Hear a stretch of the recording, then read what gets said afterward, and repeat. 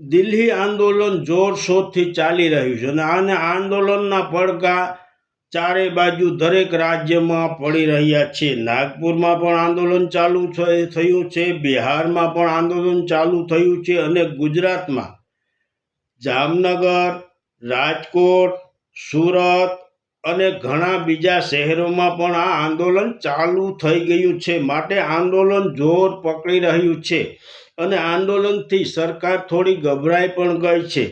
અમુક નેતાઓ બહાર આવીને બોલવા પણ લાગ્યા છે, સોશિયલ મીડિયામાં વિડીયા મૂકે છે અને બીજી ચેનલોમાં પણ વિડીયા મૂકે અને બહાર આવી રહ્યા છે। માટે સરકાર અંદરથી તો ખૂબ ગભરાઈ ગઈ છે, પરંતુ બહાર થપાટ મારીને મોઢું રાતું રાખે છે એવું કહેવાય છે।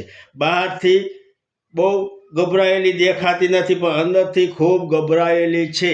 અને પહેલાંનું આંદોલન 80ની આસપાસ જે અનામત આંદોલન થયું હતું તેવું જ આ આંદોલન થઈ રહ્યું છે। તે વખતે તો માત્ર અનામતમાં આવતા વિદ્યાર્થીઓ જ હતા, પરંતુ અત્યારે તો બધા અનામત અને બિન અનામતમાંથી વિદ્યાર્થીઓ આવી રહ્યા છે અને કેટલાક વિદ્યાર્થીઓના પિતાશ્રી ભાજપમાં છે, તેઓ પણ તેનો વિરોધ કરી અને આ દિલ્હી આંદોલનમાં જોડાઈ રહ્યા છે। માટે આ આંદોલન ખૂબ મજબૂત બની રહ્યું છે અને બનવું જોઈએ અને સરકારને આ બાબત વિચારવું પણ જોઈએ અને નમતું જોખવું પણ પડશે।